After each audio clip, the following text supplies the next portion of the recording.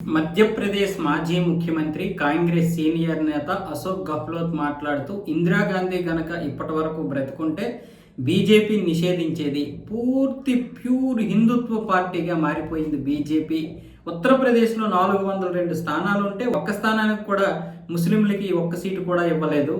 కనీసం ఒక 5 స్థానాలైన ఇచ్చి ప్రపంచం ముందు, దేశం ముందు ఇదిగోండి మేము ముస్లింలకి ఇచ్చామని చెప్పుకోవచ్చు కదా.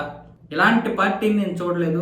దీనంతటికీ నేను బాధ్యత వహిస్తున్నాను. ఇలాంటి భయంకరమైనటువంటి వాతావరణం నేను ఎప్పుడూ చూడలేదు. ఇకనైనా ప్రజలు మేలుకోవాలి అన్న విధంగా ఈ అశోక్ గెహ్లోట్ మాట్లాడుతున్నాడు. నేను ఈయన గురించి మాట్లాడడానికి వయసు అడ్డొస్తుంది, కానీ నిజంగా చెప్తున్నాను, ఇక మనం ఇతన్ని తిట్టలేము. ఇందిరాగాంధీ బీజేపీ నిషేధించేస్తుందా? మరి అలాంటప్పుడు ప్రజలు కాంగ్రెస్ని నిషేధించి 12 సంవత్సరాలు అవుతుంది. తట్టబుట్ట సర్దుకొని ఉండవచ్చుగా. మీలాగా సెక్యులర్ పార్టీ ముసుగు వేసుకొని అందరికీ ఇక్కడ సీట్లు ఇచ్చేసి కేవలం మైనార్టీ అని చెప్పి ఒక వర్గాన్ని మాత్రమే ఇక్కడ కొమ్ముగాస్తూ హిందుత్వాన్ని నాశనం చేయలేదు. 100 రకాలుగా విభజించి బీజేపీ గత 60-65 సంవత్సరాలు కాంగ్రెస్ పరిపాలించిన కాలంలో ఎలాంటి దౌర్భాగ్యమైనటువంటి పరిపాలన జరిగిందో ఈ 10 సంవత్సరాల కాలంలో తెలుసుకున్నాం మేము. అప్పటి వరకు తెలుసుకోలేదు. ఇప్పటికీ ఇంకా మీరు అన్నట్లుగా ప్రజలు మేలుకోవాలి. కాకపోతే ఎవరంటే ఇంకా మిగిలినటువంటి హిందువులు మేలుకోవాలి. నేను అంటాను, కిమ్ జోంగ్ ఉన్ లాగా పరిపాలించాలి నరేంద్ర మోదీ. నిజంగా ఇదైతే కనీసం జిన్పింగ్ లాగా అయినా పరిపాలించాలి. అప్పటి వరకు ఈ అశోక్ గెహ్లోట్ లాంటి వాళ్ళు ఉంటే ఈ దేశానికి దౌర్భాగ్యమే. వాజ్పేయి గారు ఆ రోజే కాంగ్రెస్ని బ్యాన్ చేయాల్సిందే. ఆయన మరో 10 సంవత్సరాలు ఉంటే బ్యాన్ చేసేవాడేమో. ఈ దేశంలో బ్యాన్ చేయాల్సినటువంటి పార్టీలు చాలా ఉన్నాయి. TMC, DMK, Aam Aadmi party, NCP, SP, కాంగ్రెస్తో పాటు ఇలా ఎన్నో పార్టీలు ఉన్నాయి ఈ దేశంలో బ్యాన్ చేయాల్సినటువంటి. వాటన్నింటినీ బ్యాన్ చేయాలి. మరి ఇప్పుడు నరేంద్ర మోదీ ఉన్నాడు కాబట్టి వీటన్నింటినీ బ్యాన్ చేస్తున్నాడా? చేయట్లేదే. ముఖ్యంగా దేశ ప్రజలైతే మాత్రం మిమ్మల్ని 12 సంవత్సరాలుగా బ్యాన్ చేశారు. మరో 3 సంవత్సరాలు బ్యాన్ చేసేస్తారు. 4వ దఫా కూడా ఖచ్చితంగా మీరు ఓడిపోతారు. ఈ దేశంలో ఉన్నటువంటి పరిస్థితులు ఇప్పుడిప్పుడే ప్రజలకు అర్థమవుతున్నాయి. ఇంత సీనియర్ నాయకుడు అయి ఉండి నువ్వు ఇలా మాట్లాడుతున్నావు అంటే రాహుల్ గాంధీ అసమర్థుడు అని ఒప్పుకుంటున్నాడు. ఈయన బీజేపీని బ్యాన్ చేయడమే తప్ప మీరు బీజేపీని ఓడించలేరు.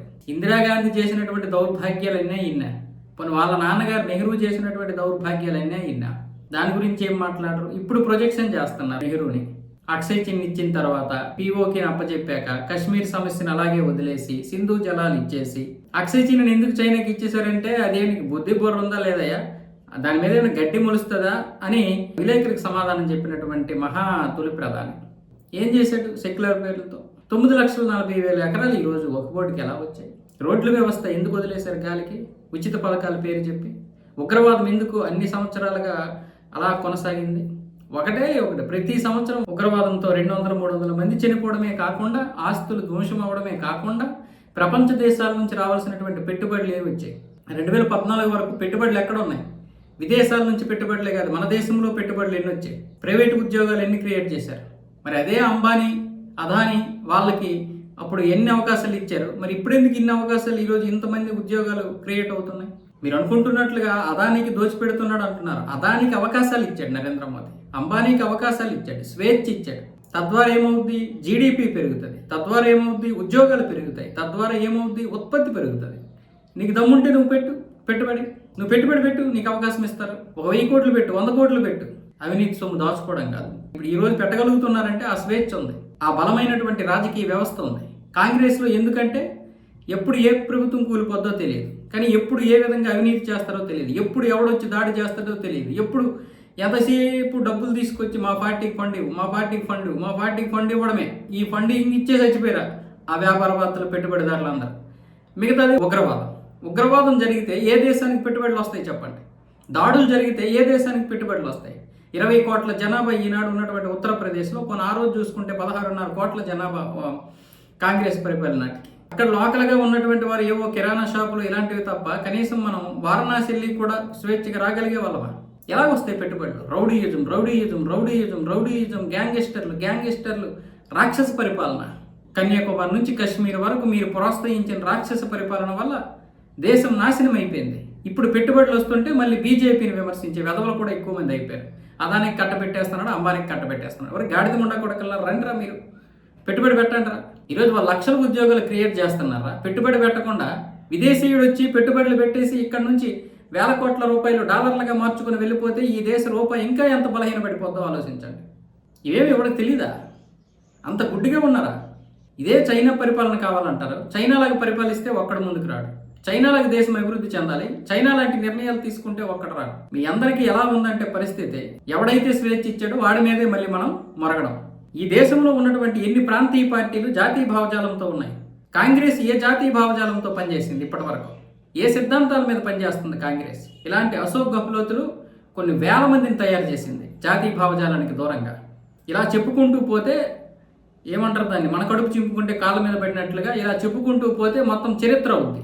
ఒకటే రెండా, దేశాన్ని అటు ఈశాన్య రాష్ట్రాలని నాశనం చేసి మొత్తం బంగ్లాదేశ్కి అప్పచెప్పేసి, ఇటేమొచ్చేసి తూర్పు రాష్ట్రాలన్నింటినీ పాకిస్తాన్కి అప్పచెప్పేసి, దేశంలో ఉన్న సంపద మొత్తం తీసుకెళ్లి ఫ్రీ పథకాల పేరు చెప్పేసి, రోడ్ల వ్యవస్థను వదిలేసి, కంపెనీలు పరిశ్రమలను వదిలేసి, పివి నరసింహారావు గారు వచ్చి మన పరిశ్రమలకి ఒక విప్లవాత్మకమైనటువంటి నిర్ణయాలు తీసుకుంటే ఆయన నోరు నొక్కేసి నువ్వు మాకు చెప్పకుండా ఇష్టం వచ్చినట్టు చేస్తావని చెప్పి చివరికి ఆయన ఎదురు తిరిగాడని చెప్పి ఆయన చనిపోయిన తర్వాత ఆయన శవానికి వీళ్ళు జరిపినటువంటి దారుణమైనటువంటి పరిస్థితులకి తెలంగాణ ప్రజలు కాంగ్రెస్ని ఇప్పటికీ కూడా రానివ్వకుండా ఉంచాలి. కానీ తెలంగాణ ప్రజలు మర్చిపోయారు.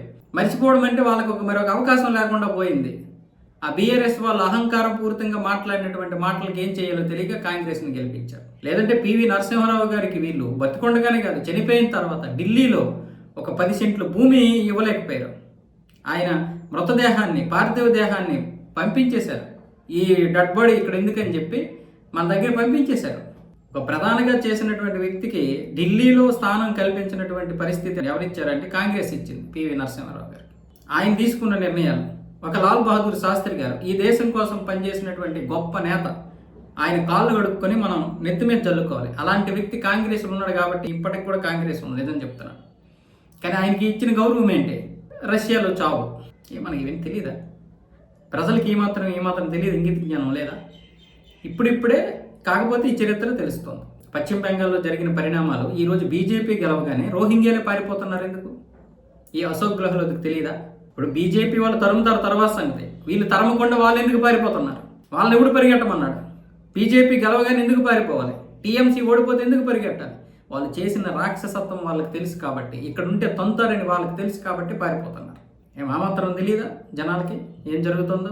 8 కోట్ల మంది రోహింగ్యాలని ఈరోజు మన సంపదతో, మన డబ్బుతో పెంచి పోషిస్తున్నాం. సిగ్గు ఉండాలి, లజ్జ ఉండాలి, మనం ఉండాలి, మర్యాద ఉండాలి. మాట్లాడకుండా ఉంటే వయసుకి మర్యాద, మాట్లాడితే నీ రాష్ట్రానికే అమర్యాద, నీ పార్టీకే అమర్యాద.